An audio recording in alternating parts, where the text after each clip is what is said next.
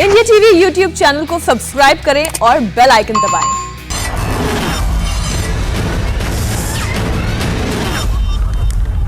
आइए शुरुआत करते हैं आज के कुरुक्षेत्र की। मेहमान जुड़ गए हमारे साथ। बीजेपी से गौरव भाटिया जी हैं, कांग्रेस पार्टी से अखिलेश प्रताप सिंह जी और तृणमूल कांग्रेस से मानव जायसवाल जी। आप तीनों का बहुत बहुत स्वागत है कुरुक्षेत्र में। आज की दो खबरें हैं, बल्कि तीन। पहली खबर यह है कि आज नंदीग्राम में किसान नेताओं ने, दिल्ली के वो किसान नेता जो यहां धरने पर बैठे हैं, उन्होंने नंदीग्राम में जाकर के एक रैली की है।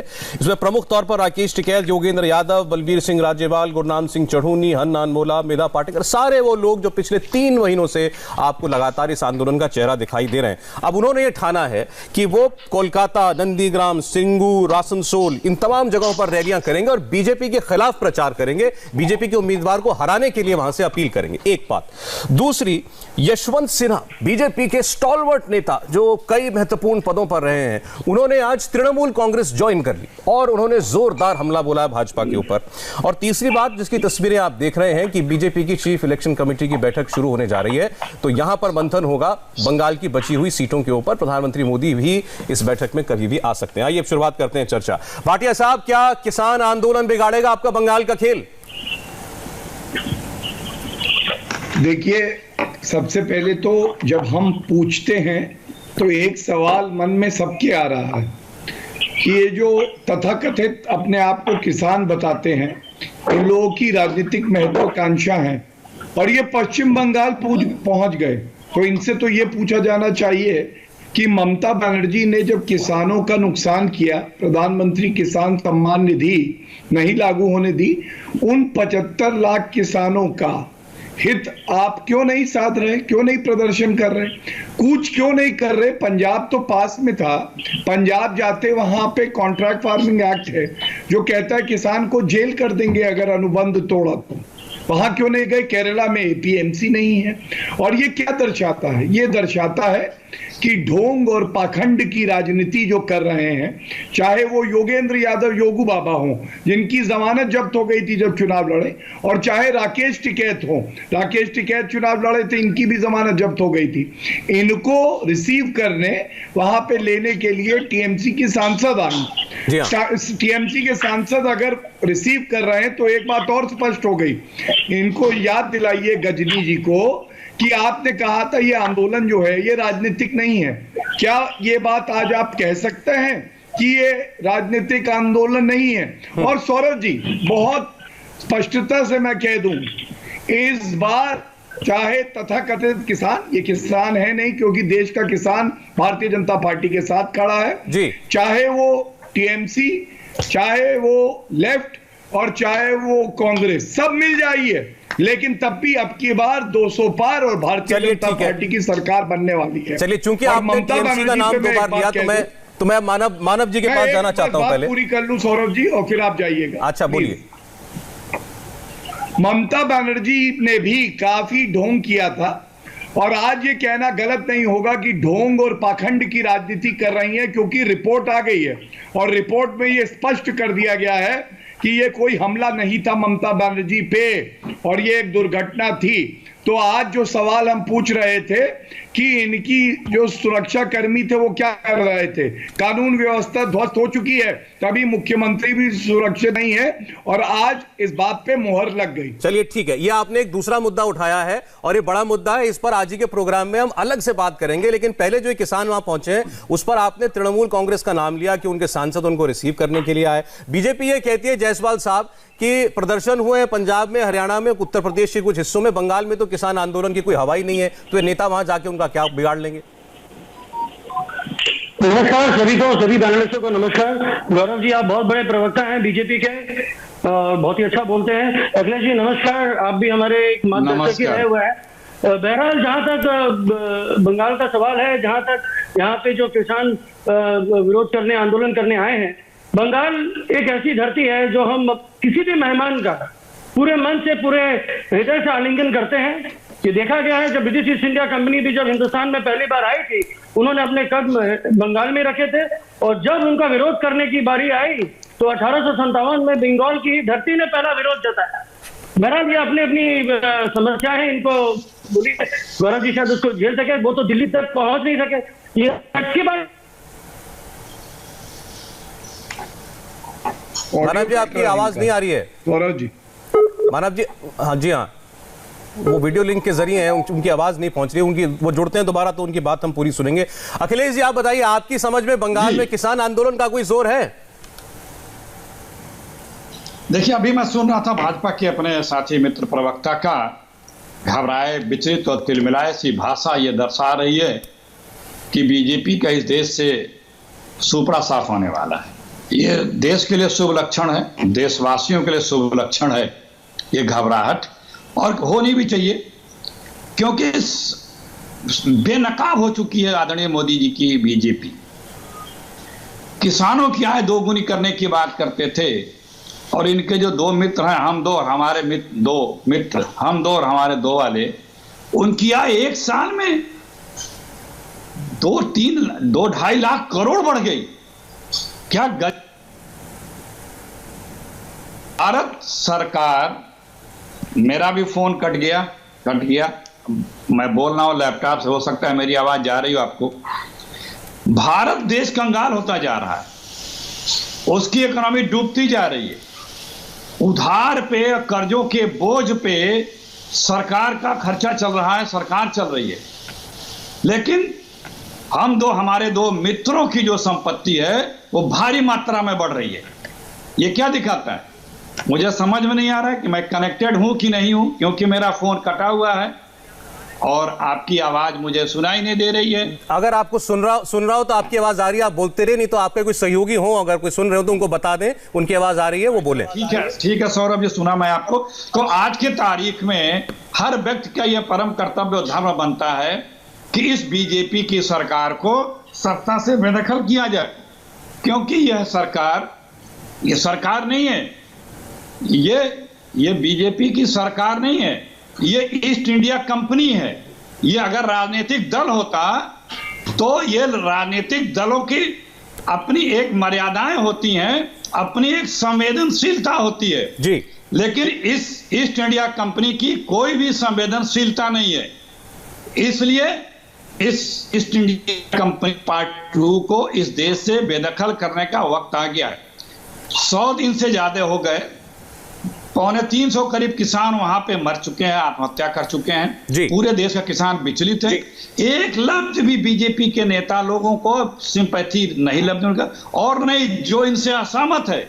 अभी यहीं पे वो खालिस्तानी है, पाकिस्तानी है, वो गैर किसान है, वो नक्सलाइट है, वो टुकड़े गैंग है, मतलब तरह के शब्दों से आपका मानना है कि उद्योगपति तो और बड़ा उद्योगपति बनता जा रहा है, अरबपति खरबपति बन रहा है, तो किसान तो बोलेगा और उसका असर बंगाल में इनको दिखाई देगा। मानव जी की बात रह गई थी अधूरी, फिर गौरव जी आप दोनों का जवाब दे दीजिएगा। मानव जी आपकी बात कट गई थी बीच में, प्लीज बोलिए। हाँ, मैं वही बोल रहा था कि 1857 में जब विरोध करने की बारी आई तो बंगाल की धरती ने शुरुआत करी।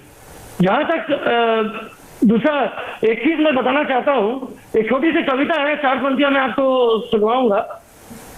अहंकार से भरी सरकार, घृणा से भरा मन, अशांति में लिपटा समाज, दुख से भी निर्बल प्रजा। क्या यही है आज के दिन की व्यवस्था? न मांगे मिली महंगाई, कार्य मिली नौकरी, निजीकरण हुआ प्रथम रिफॉर्म, बिक रही रेल मीनार और अब कर्ज में डूबा कल कारखाना और मकान। सड़क पे आए स्वाभिमानी किसान जी, हक की लड़ाई में त्यागा घर संसार। आंदोलन उनका अधिकार है भैया, वो खालिस्तानी नहीं देशभक्त है भैया। जमीन का सीना चीर वे अन्न उगाते हैं, इसीलिए वो अन्न दाता कहलाते हैं, ना कि खालिस्तानी भैया। इन लोगों ने तो किसानों को खालिस्तानी बना दिया। ठीक है, इन लोगों का बस चले तो बीजेपी। अब मैं जरा जवाब दे लेता हूँ। आप जो बात कह रहे हैं वही अखिलेश जी ने भी कही थी, और अखिलेश जी ने, गौरव भाटिया साहब, जिस ओर इशारा किया था, राहुल गांधी ने एक ट्वीट किया 1 घंटा पहले, आपने देखा होगा क्योंकि आप राहुल गांधी पर बहुत नजर रखते हैं। उन्होंने लोगों से पूछा कि आपकी संपत्ति कितनी बढ़ी है 2020 में, और उसके साथ एक रिपोर्ट जारी की है जिसमें दिखाया गया है कि गौतम अडानी की संपत्ति इसी साल में 2021 में 1.2 लाख करोड़ बढ़ गई। उद्योगपति तो और बड़ा उद्योगपति बन रहा है, किसान तो बोलेगा। देखिए, एक एक करके उत्तर देता हूं। पहले उत्तर देता हूं और कुछ प्रश्न हैं टीएमसी से। टीएमसी से मेरा पहला प्रश्न है, जब बारी आए तो उत्तर दे दे। प्रधानमंत्री किसान सम्मान निधि क्यों नहीं लागू करी? 75 लाख किसानों को वंचित क्यों रखा? दूसरी बात, याद करिए, भारतीय नागरिकों को बाहरी बुलाना, आज राकेश टिकैत, अतुल अंजान और इसके अलावा काफी लोग नेता दिखाई दिए। आज जब ये पश्चिम बंगाल आ रहे हैं, ये बाहरी हैं या भारतीय हैं? ये दोहरापन क्यों?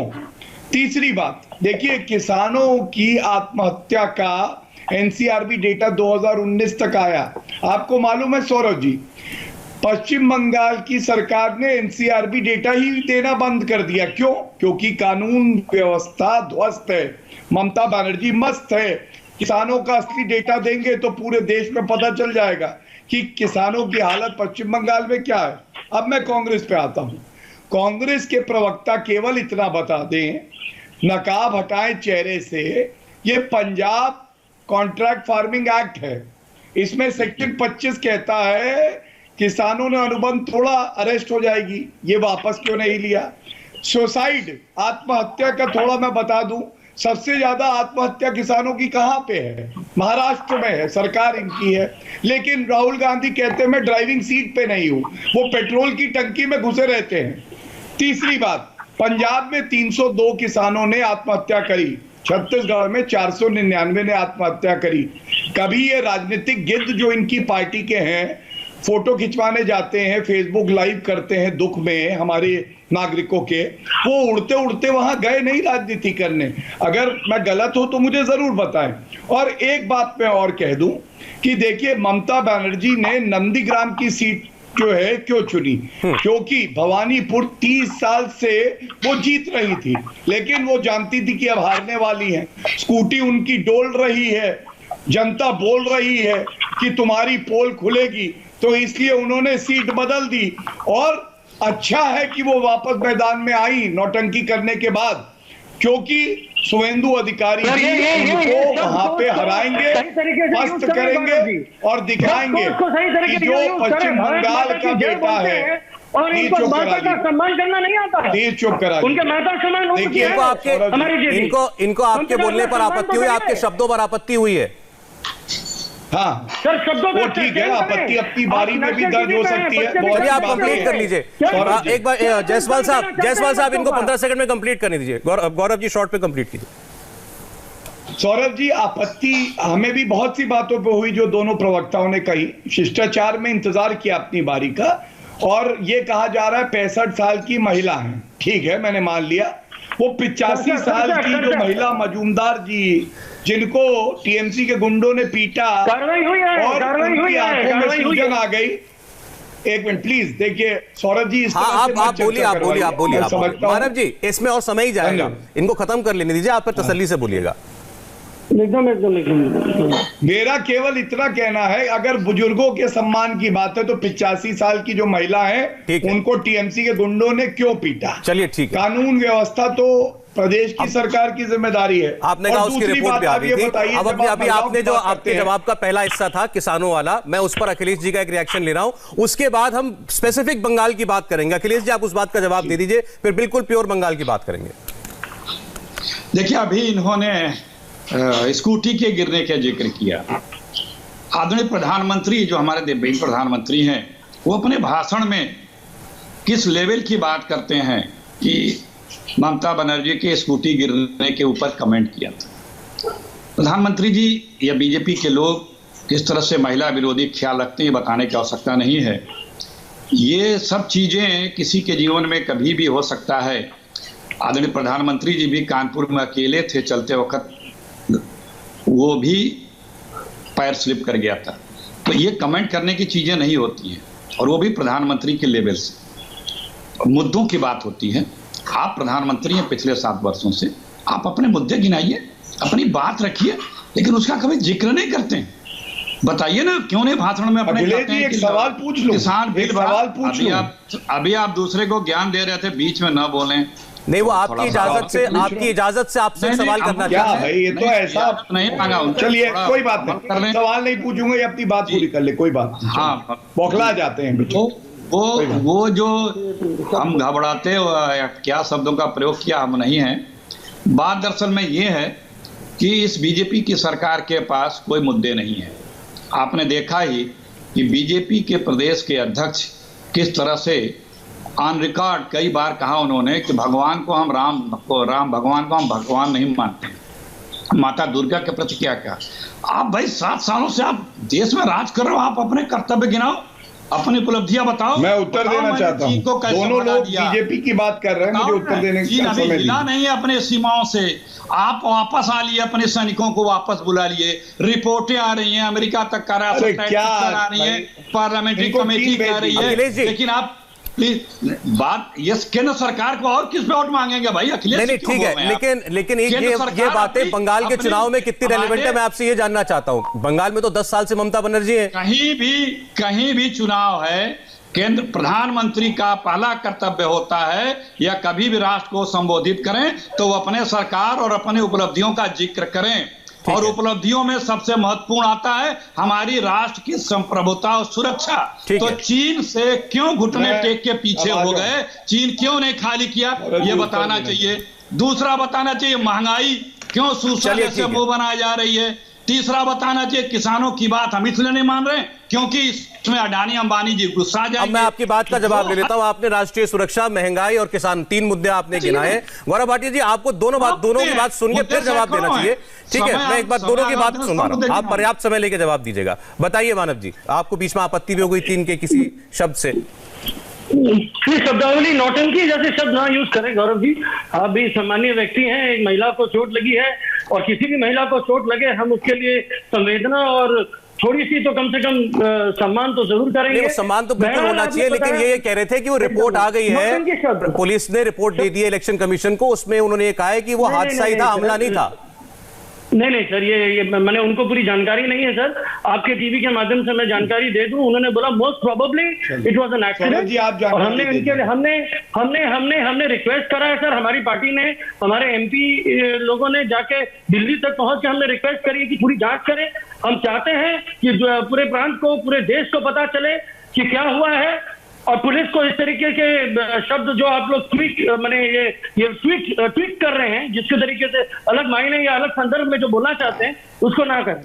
मैंने पूरे देश को बरगलाए नहीं, जो वैसे बरगलाया जा रहा है कोई बड़ी बात नहीं है, देश को भ्रमित किया जा रहा है। जहां तक बहारी का सवाल है गौरव जी, मैं आपको बता दूं, बहारी का जहां तक सवाल है, हम अपने पड़ोसी को भी बहारी तब बोलते हैं जब हमारे घर के किसी भी स्थिति ईसाई को छेड़ते हैं, हमारे परिवार के बीच में झगड़ा लगाते हैं तो हम उनको बाहरी बोलते हैं।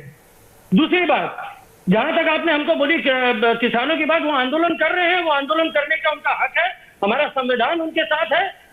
आपके साथ, आप बोलते हैं बीजेपी के साथ किसान है, किसानों के साथ बीजेपी है कि नहीं, यह आपने सिद्ध कर दिया। और जहां तक सर हमारे दीदी का सवाल है, दीदी को चोट लगा है सर, और हमको कोई सहानुभूति नहीं चाहिए सर, हम लोग लड़ने वाले व्यक्ति। चलिए, अच्छा ठीक है, अब मैं जवाब ले रहा हूं आपकी और अखिलेश जी की बात का। बोलिए गौरव भाटिया। भूमिपुत्र है सर, ठीक है। और सर प्रवासियों के बारे में क्यों नहीं डेटा बताते आप? सर एक सेकंड, डेटा की जहां बात हुई थी सर, मैं वो मिस कर गया। जब हमने पार्लियामेंट से पूछा कि भैया हमने प्रवासियों, जो प्रवासी मारे गए कोरोना काल में, उनके डेटा कहाँ है, तो ये डेटा क्यों नहीं है? अच्छा चलिए ठीक है, बोलिए गौरव जी, बोलिए। ठीक है मानव जी ठीक है, इनको दो लोगों के जवाब देने पड़ रहे हैं, इसलिए इनको समय देने दीजिए। बच्चे के ऊपर बच्चे के सोते हुए का चित्र मैं आज तक नहीं भूला। ठीक है गौरव, मानव जी, ओके रहेगा। ठीक है जायसवाल साहब, पूरा विश्व ने देखा। ओके जायसवाल साहब, बोलिए गौरव भाटिया। ठीक है, ठीक। सौरभ जी, मैं एक पहले आपसे विनती करता हूं, मेरा विनम्र निवेदन है कि अगर आपने 2 प्रवक्ता बुलाए हैं जो भारतीय जनता पार्टी पे आरोप लगा रहे हैं, तो मुझे एक एक करके समय दीजिए। और इसकी वजह क्या है? ये दर्शाता है कि भारतीय जनता पार्टी पश्चिम बंगाल के चुनाव में सबसे आगे है, क्योंकि देखिए कांग्रेस भी टीएमसी पे हमला नहीं कर रही, भारतीय जनता पार्टी पे हमला कर रही है, और उसकी वजह यह है कि सरकार हमारी बनने वाली है। लेकिन अब टीएमसी की बातों को उत्तर देता हूं। मेरे साथी हैं, उन्होंने एक बात उठाई कि नौटंकी शब्द का प्रयोग नहीं होना चाहिए। चलिए, मैं आपकी बात मानता हूं, मैं नौटंकी शब्द को कहता हूं, आप कह रहे गलत है। आप इस डिबेट के बाद जाइएगा और ममता बनर्जी की आंखों में आंखें डाल के उनकी टूटी टांग देख के एक बात बोलिएगा, ममता दीदी जब जेपी नड्डा जी के काफिले पे हमला हुआ था तो आपने क्यों कह दिया वो नौटंकी कर रहे, जबकि कानून व्यवस्था तो आपकी जिम्मेदारी थी। और भाषा की मर्यादा कौन सिखा रहा है? भाषा की मर्यादा राहुल गांधी जो कहते हैं प्रधानमंत्री जी को कि चोर हैं, बाद में माफी मांगते सर्वोच्च न्यायालय में। भाषा की मर्यादा वो ममता बनर्जी के प्रवक्ता समझा रहे हैं जिन्होंने पार्टी के राष्ट्रीय अध्यक्ष जेपी नड्डा जी के लिए कहा था नड्डा चड्डा गड्ढा पड्डा। मैं भी कहूं ममता बनर्जी सूपनखा है क्योंकि वो दैत्य बुलाती है, मैं नहीं कहूंगा। और मैं नहीं कहूंगा ममता कमता समता टमता चमता पमता रमता, अच्छा नहीं लगेगा इसलिए नहीं कहूंगा। दूसरी बात मैं ये पूछना चाहता हूं, जो कह दिया सर, कह दिया ये कोई बात सौरभ जी चलिए ठीक है, सुन लीजिए सुनना पड़ता है मानव जी प्लीज संगीत करिए सर, और थोड़ा संगीत चलाइए सर। तो म्यूजिक तो आजकल वो चश्मा वाला म्यूजिक आता है सर एफडी में। अच्छा सुनिए ठीक है ओके मानव जी प्लीज। मैं म्यूजिक भी देता हूं। एकदम सर, जहां जहां तू चलेगी तेरा साया भी साथ ना होगा, ये हालत है ममता बनर्जी की। ये किसानों को बुलाया है सौरभ जी, संगीत लय बिना सही संगीत बिना अधूरा है। सौरभ जी देखिए थोड़ा गंभीरता से बात करें ना मानव जी देखिए मैं एक बात कह देता हूँ। एक तो इनकी ये बात जायज है, करने के लिए बुलाया तो आप बैठा के बुला लीजिए, सुन लीजिए मेरी बात एक बात सुनिए। आप लोग एक मिनट, गौरव जी और अखिलेश जी आप लोग प्रोग्राम में रेगुलर आते हैं, मानव जी अभी आना शुरू हुए। मानव जी मेरी बात सुनिए, इस प्रोग्राम में खास तौर पर हम ये कोशिश करते हैं कि एक बार जो बोल रहा है साफ साफ उसकी बात समझ में आ जाए, बहुत टोका टाकी ना हो, ये हमारी कोशिश होती है। प्लीज मैं आपसे निवेदन कर रहा हूं क्योंकि आपसे अभी आपसे बातचीत होना शुरू हुई है, इसीलिए कंप्लीट कर लीजिए गौरव। मैं हस्तक्षेप नहीं करूंगा। देखिए सौरभ जी मैं पुनः कहूंगा, एक चर्चा की मर्यादा होती है और बीच में बार बार टोकना केवल ये दर्शाता है कि आपका जो किला है रेत पे है और ध्वस्त होने वाला है, इसीलिए आप इस तरह से चिल्ला रहे हैं। मैंने इनसे सवाल पूछा एनसीआरबी डेटा क्यों नहीं दिया गया, इन्होंने कोई उत्तर नहीं दिया कि क्यों नहीं दिया गया। वर्दी प्रदर्शन करती है, यह अराजकता का हाल है। रिपोर्ट आई कि दुर्घटना है, कोई हमला नहीं हुआ, तो क्या ममता बनर्जी ने झूठ बोला? एक मुख्यमंत्री को झूठ नहीं बोलना चाहिए, चुनाव हारे जीते जो भी उन्हें लगता है, लेकिन झूठ बोलना कतई उचित नहीं है। अब मैं कांग्रेस पे आ जाऊं। देखिए कांग्रेस से मैं इतना ही कहूंगा, महिला सम्मान की आप कभी बात ना करना। आप उस पार्टी के प्रवक्ता हो जिस पार्टी में मंत्री जो रहे उन्होंने कहा टंचमाल होती है महिला, टंचमाल, इसलिए कभी भी मर्यादा की बात ना करना। राहुल गांधी ने क्या भाषा का इस्तेमाल किया वो भी सबको पता है। मेरा एक सवाल है, आपने इंडियन सेक्युलर फ्रंट के साथ अलायंस किया है, आपने असम में AIUDF के साथ अलायंस किया है, क्या ये पंथ निरपेक्षता है कि जो हिंदुओं को गाली दे, जो कहे या अल्लाह मेरी दुआ कबूल करो 50 करोड़ हिंदू मर जाएं, उसके साथ आप खड़े हैं?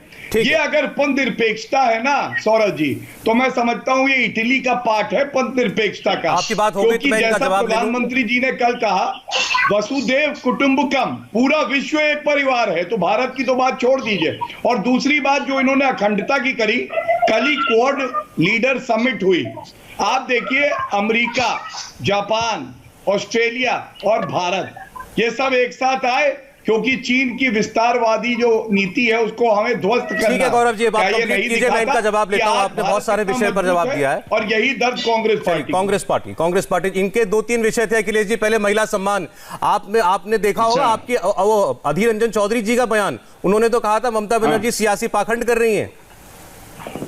देखिए देश की जनता आदरणीय मोदी जी से और बंगाल की जनता आदरणीय ममता बनर्जी से उठ चुकी है।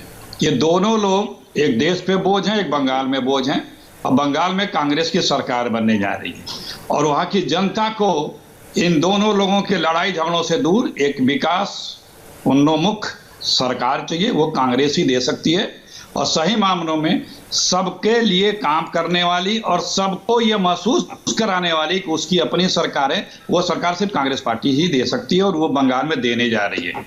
दूसरी बात, हम जब कोई हम पे तरह तरह के आरोप लगाता है तो वो आमंत्रण देता है कि वो मोदी जी के जो क्रियाकलाप हैं जिनके कारण हम भी शर्मिंदा होते हैं, क्योंकि वो मेरे भी प्रधानमंत्री हैं, उसको इंगित करवाना चाहता है वो। मैं नहीं बात गिनाना चाहता हूं, बस 50 करोड़ की गर्लफ्रेंड और अचार और कुछ और बातें बेचने वाली जाने दिए।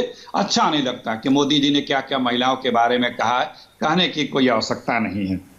देखिए, इन्होंने कहा कि मोदी जी कहते हैं वसुधैव कुटुंबकम। अरे भाई, तुम भाजपा को कुटुंबकम ही मान लो और दिखा दो कि हम भाजपा को कुटुंब मानते हैं। अडवाणी जी, जोशी जी, कितने नाम गिनाऊं, उनके साथ क्या व्यवहार और हस्त्र और कैसा आचरण और पब्लिक सार्वजनिक मंचों से लगाया, क्या क्या किया है, बताने की आवश्यकता है क्या? 26 जनवरी जो परेड होती है डिफेंस मिनिस्ट्री की होती है, प्रधानमंत्री के साथ रक्षा मंत्री चल रहे थे, सबने देखा कि उनके साथ क्या किया गया था। सबने देखा है कि यही नड्डा जी जब उपाध्यक्ष थे तो बीजेपी के कार्यालय पे कार्यक्रम में किस प्रकार से वसुधैव कुटुंबकम की बात करने वाले अपने पार्टी को एक कुटुंब के तरह से ट्रीट कर लो और मुखिया के तरह से जी, तो आगे उदाहरण देने लायक होगी भैया। और जो बड़ चुनाव की बात करते हो ना, जरा अपनी पार्टी का एक चुनाव करा लो ना। जनता के चुनाव की तो बहुत बात करते हो, अपनी पार्टी का एक चुनाव कभी करा लो। नहीं अखिलेश जी, ये सवाल आप इनसे पूछ लीजिए।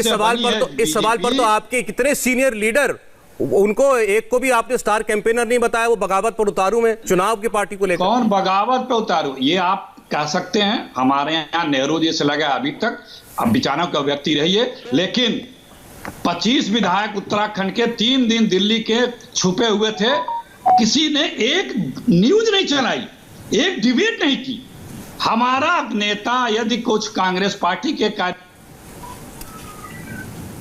के लिए कहता है कि हमें ये करना चाहिए, वो बीजेपी और एंकरों को, चैनलों को बगावत लगती है। और जो बगावत करके भ्रष्टाचार के खिलाफ मुख्यमंत्री बदल जाए, वहां का प्रदेश अध्यक्ष बदल जाए, अब सौरभ जी मैं उत्तर दे दूं। अखिलेश जी, वो एक मुख्यमंत्री के खिलाफ बगावत और एक नेशनल पार्टी के प्रेसिडेंट के खिलाफ बगावत, कुछ तो फर्क होगा ना? कुछ नहीं, कोई बगावत कौन सी है? उसे आपको बगावत लगती है? उत्तराखंड बगावत नहीं लगती है, जहां बिल्कुल बदलने जा रहे हैं तमाम चीजें। बगावत ही थी, तभी तो बदलना पड़ा। मजबूत। अब आपको परिभाषा, आपकी परिभाषा न अपना आपको मुबारक हो, लेकिन सुनने वाले जानने वाले सब अच्छा, चलिए ठीक है, ओके। अभी आनंद शर्मा जी से सवाल किया गया था, उसमें दरअसल में बात यह है कि मैं उत्तर देना अपने सरकार की उपलब्धि होती, अपने सरकार के क्रियाकलापों की कोई विश्लेषण विशेषता होती। चलिए ठीक है मानव, आपको 30-40 सेकंड वेट करना पड़ेगा। मैं गौरव जी का जवाब लेके आपके पास आता हूं। बोलिए गौरव भाटिया। मोदी जी ने इस देश को, सौरभ जी, आज की तारीख में आदरणीय मोदी जी ने, ठीक है सर, 136 लाख करोड़ रुपए कर्जे में देश को ला दिया। अच्छा ठीक है सर, मोदी जी ने, आपके पास बहुत सारे मुद्दे होंगे, लेकिन हर मुद्दे के लिए एक कार्यक्रम में जगह नहीं हो सकती। आपने जितनी बात बोली है मैं उसका जवाब ले सकता हूं। प्लीज बोलिए गौरव, उनके बाद मानव। देखिए, ऐसा है सौरभ जी, जब आपको किसी भी विषय पे अध्ययन की कमी हो और आपको आत्मविश्वास ना हो, तो आप मुद्दा छोड़ के इधर उधर सारी बात करते हैं। इसको राहुल गांधी का वायरस कहते हैं। विज्ञान का पेपर है तो गणित की बात करने लगो, गणित का पेपर आए तो हिस्ट्री की बात करो, और वही उनके प्रवक्ता भी कर रहे हैं। मैंने इनसे पूछा कि इनका जो अलायंस हुआ है Indian secular front Abbas Siddiqui के साथ, वो पंथ निरपेक्षता की मिसाल कैसे है? तो क्या कांग्रेस पार्टी के हिसाब से अब ऐसे मौलाना के साथ जो हिंदुओं को कहता है कि मर जाएं, ये पंथ निरपेक्षता है? इन्होंने उत्तर नहीं दिया। गौरव, आपको रोक रहा हूं मैं, क्योंकि इस वक्त आप ही की पार्टी के हेडक्वार्टर से तस्वीर आ रही है दिल्ली में।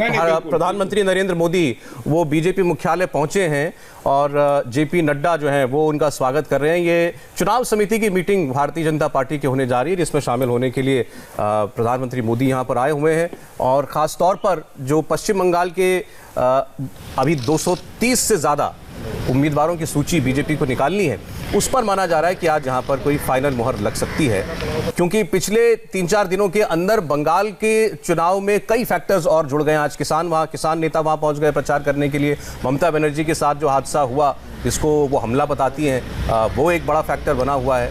तो क्या इन सब की बदौलत आज की इस मीटिंग में भी जो उम्मीदवार चुने जाएंगे उस पर भी कुछ दूसरे तौर पर मंथन होगा, ये देखना होगा। बोलिए गौरव। धन्यवाद। सौरभ जी, मैंने जो पंजाब कॉन्ट्रैक्ट फार्मिंग एक्ट में किसानों को जेल में डाल देंगे, वहां कोई प्रदर्शन नहीं हुआ, कांग्रेस के कैप्टन अमरिंदर सिंह ने जो कानून है वापस नहीं लिया, आईएसएफ पे कोई उत्तर नहीं। इन्होंने बात करी कि हम दो हमारे दो, यही तो कांग्रेस का हाल है। वैगन आर खरीदो, आगे रहेंगी अध्यक्षा सोनिया गांधी, उनके बगल में राहुल गांधी, पीछे वाली सीट पे प्रियंका वाड्रा और साथ में रॉबर्ट वाड्रा, हम दो हमारे दो। और इन 4 लोगों में 3 लोग बेल पे बाहर है भ्रष्टाचार के मामले में। भ्रष्टाचारी कांग्रेस, एक वैगन आर में कितना भ्रष्टाचार है। आज यशवंत सिन्हा ने टीएमसी ज्वाइन की है, तो आपको मालूम होगा उन्होंने क्या क्या बोला, ये भी आपको पता होगा। मैं 2-4 बातें गिना देता हूं उनकी। उन्होंने ये कहा है कि वाजपेयी जी के जमाने में कंसेंसस से बात होती थी, विरोधियों को साथ लेकर चलते थे, आज तो फैसले थोपे जाते हैं। और उन्होंने सबसे बड़ी बात ये कही कि आप ममता बनर्जी के ऊपर घुसपैठियों की हिमायत करने का आरोप लगाते हैं, उनके राष्ट्रवाद पर आप सवाल खड़े करते हैं। जब कांधार हाईजैकिंग हुई थी, हमारे कई सारे नागरिक कांधार में फंस गए थे अफगानिस्तान में, उस वक्त उन्होंने कैबिनेट की मीटिंग में कहा था कि आप मुझे उनके सुपुर्द कर दीजिए, मेरे बदले में सारे लोगों को छुड़ा लीजिए। तो इससे बड़ा सबूत क्या हो सकता है ममता बनर्जी के राष्ट्रवाद का? मैं तो इतना ही कहूंगा कि बहुत ही वरिष्ठ हैं यशवंत जी, लेकिन कंधार हाईजैकिंग के बाद इतने दशक बीत गए, तो ये एक अच्छा अगर साहसी वक्तव्य दिया था तो इसको पहले उजागर कर देते। आज जब अपनी राजनीतिक नई पारी की शुरुआत कर रहे तब उन्हें याद आया ये। और आप बताइए, ममता बनर्जी तो वो पलटू राम हैं जिन्होंने कहा था कि ये जो घुसपैठिए हैं इससे देश की सुरक्षा को खतरा है। हाँ। और स्पीकर महोदय चेयर के ऊपर मुंह पे जो है कागज फेंक के भाग गई थी, 2005-6 की बात है, और अब उसका विरोध कर रही हैं। तो इसलिए मैं एक बात बस कहूंगा ममता बनर्जी पे कि ये बार बार कहती हैं खेला हो बे, खेला हो बे। हाँ। ये जो टांग टूटने का नाटक हमला मेरे पे हुआ है ना, यही खेला हो बे है कि पूरी नौटंकी करूंगी क्योंकि जनाधार चला गया है। ठीक है, अब इसका जवाब मानव जी को देने दीजिए तसल्ली से। बोलिए मानव जी। पहले बहरहाल सर, जो हमारा यशवंत जी का बहुत स्वागत है हमारी पार्टी में। वो देश के बहुत वरिष्ठ नेता रहे हुए हैं। उन्होंने उस समय देश की बागडोर, फाइनेंशियल बागडोर संभाली थी जब देश हमारी काफी त्रासदी में थी। हम उस समय में, हमारे कारगिल वॉर भी उस समय हुआ था, उस समय भी शायद वो हमारे फाइनेंस मिनिस्टर रहे हुए हैं। बहरहाल जो चीज ये है सर, दीदी का जो समर्पण देश के प्रति है वो अतुल्य है, वो अतुल्य है सर। और वही समर्पित भाव से उन्होंने बंगाल को एक नई दिशा दी है। 35 साल अंधकार में बंगाल को सूर्य के प्रकाश की तरह रोशन उन्होंने कराया है। जहाँ कन्याश्री है, जहाँ रूपोश्री है, जहाँ सबूत साथी है, जहाँ हर एक वो स्कीम नारी शक्तिकरण के लिए है जो कि बीजेपी कल्पना भी नहीं कर सकती। मैं चाहता हूं और मैं इसी आपके मन से बोलूंगा बीजेपी के गौरव जी से कि मैं नमन करते हुए बहुत ही विनम्र भाव से उनको बोलूंगा कि ये सारे प्रकल्प आप हिंदुस्तान में चलाएं, बहुत वोट बैंक मिलेगा आपको, बहुत आशीर्वाद मिलेगा। लेकिन उसके पहले प्रवासियों का डेटा तो जरूर दे दे। हमारे प्रवासी जो बिहार पहुंचते हुए गुजरात से जो चले गए, उनके लिए डेटा जरूर दे दे। और सर एक एनआरसी का डेटा है सर, एनसीआरबी का डेटा है सर, जो बताता है कि क्राइम में कौन कौन से प्रांत सबसे ऊपर में। यूपी बीजेपी का राज्य, महाराष्ट्र 2019 तक बीजेपी, तमिलनाडु बीजेपी के सहयोगी, केरला भूल जाए, गुजरात बीजेपी, मध्य प्रदेश बीजेपी। तो सर ये जो क्राइम है, अगर यहाँ पे 6 नंबर तक ठीक है मानव जी, क्योंकि मेरे पास समय कम है, 1.25 मिनट का समय है, मैं अखिलेश जी और गौरव जी आप दोनों से कहूंगा, इसमें आप दोनों की बात आनी है। अखिलेश जी बोलिए आप। मानव जी आपकी बात आ गई, जिन्होंने हमको दिशा दिखाई है सर। ओके सौरभ जी, कुछ नहीं होना है सर, बंगाल और ओके मानव जी, ओके जी मानव जी आगे बात रास्ता दिखाएगा सर, ठीक है, रोशन करेगा। ठीक बोलिए। सौरभ जी, जब बीजेपी के लोग राहुल गांधी पे कुछ अपशब्द या कटाक्ष करते हैं तो वो डायरेक्टली ये आमंत्रण देते हैं कि वो मोदी जी के जो अत्यंत ज्ञानवर्धक शब्द हैं उनको याद दिलाया जाए। वो मोदी जी के शुभचिंतक नहीं है। हम नहीं चाहते हैं बात बात में हम अपने प्रधानमंत्री के उन शब्दों को याद दिलाएं जिससे उनकी खुद की अपनी विवेकशीलता और गौरवशीलता पे बड़ा बड़ा प्रश्न लगता हो।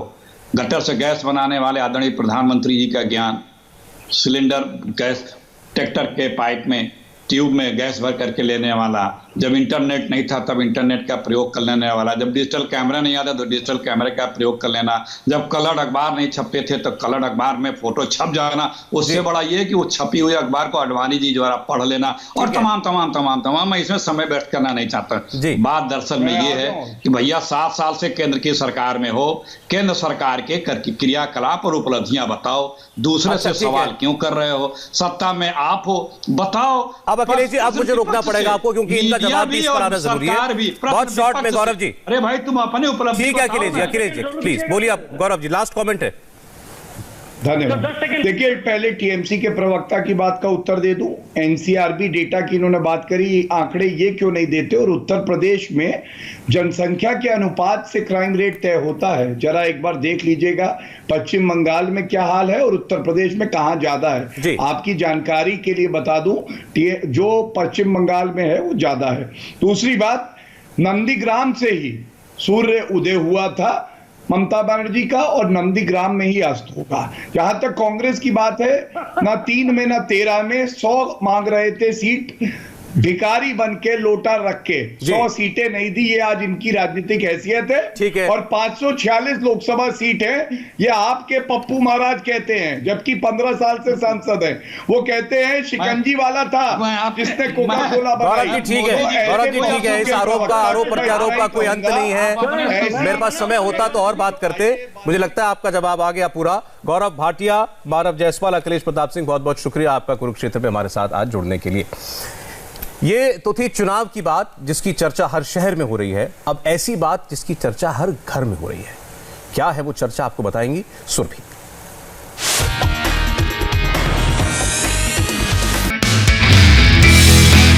नमस्ते, मैं हूं मीनाक्षी जोशी। वीडियो और खबरों से अपडेट रहने के लिए India TV YouTube channel subscribe करें, बेल आइकन दबाना ना भूलें। जुड़े रहें इंडिया टीवी के साथ।